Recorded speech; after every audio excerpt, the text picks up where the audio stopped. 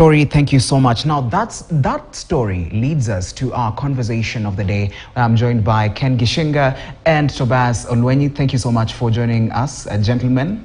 All right, the story that has just gone on air, speaking about domestic lending and also the external lending.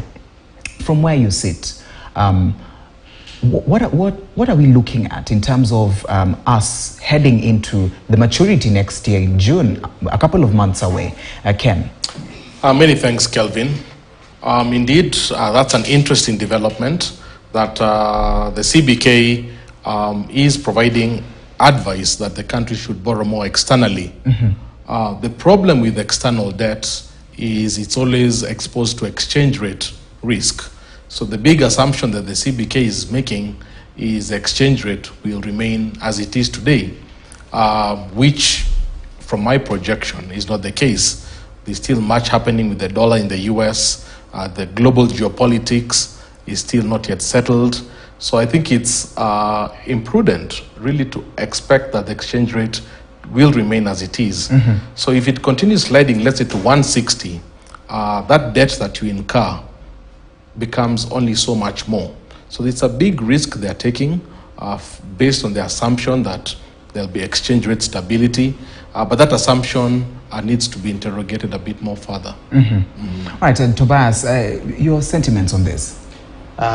This is, to me, a step in the right direction. Mm-hmm. Why? Because there have been a lot of crowding in the markets, the private sector markets, mm-hmm. and this crowding was leading to the treasury bills rate rising, and also this was also making the private sector credit and private sector investment growth to go down.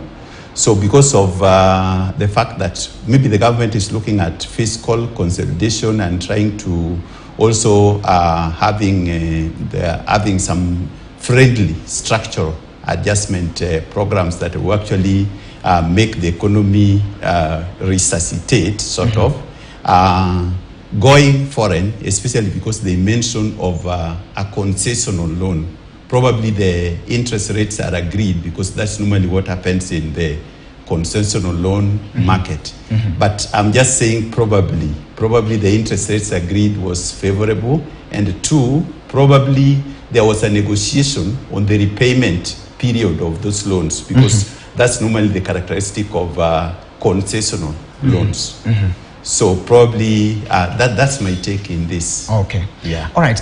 Now let's also still on this issue and look at the government. Dr. Kamau Thuge saying that now they have accessed an external market where they can get the funds in order for us to be able to pay the loan by next year, and they will be comfortably be able to pay it.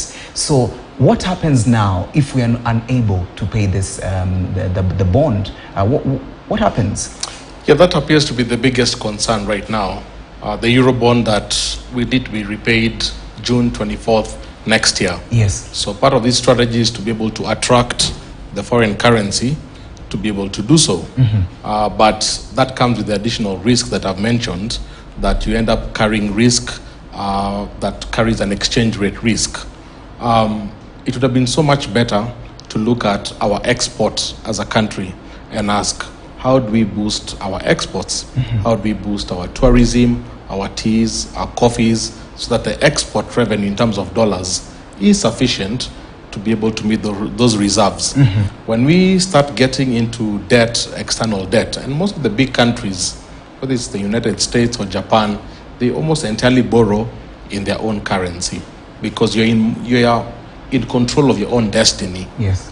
In that sense. So I think the fear of not getting enough dollars to pay that Eurobond is what is driving this particular strategy, but it comes at an exceptional risk to the country. Mm-hmm. Mm-hmm. All right, Tobias, let me pick your points a little bit. For example, we reach the 24th June 2024 and we are unable to pay it. What happens?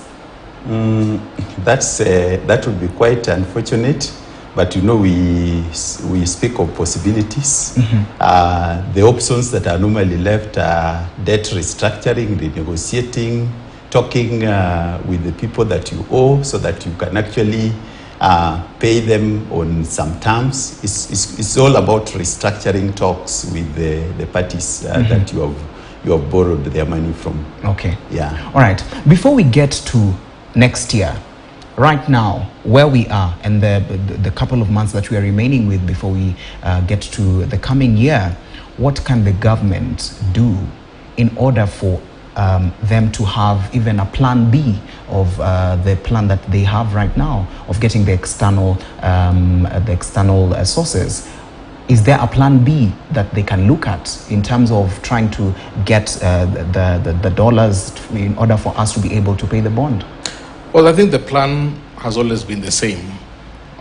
If you want to succeed as an economy, is you want an environment where businesses are thriving, FDI is growing, investors, and many investors who want to do business in Kenya are pumping in money. That's always what you'd call the best case scenario. But when you start creating an environment where interest rates are very high, taxes are very high, the regulatory environment is a bit difficult, then doing business becomes a challenge, and attracting those dollars that you need becomes a problem. So I think the only strategy has to be asking the question, how can we create the most vibrant, dynamic economy in the region where money is coming in from the US, not in terms of loans, but in terms of investments. Yes. People who are putting up manufacturing companies, people who are putting up IT centers, attracting all this money. For me, that can only be the strategy that I think can be not only sustainable, but also attractive. All right.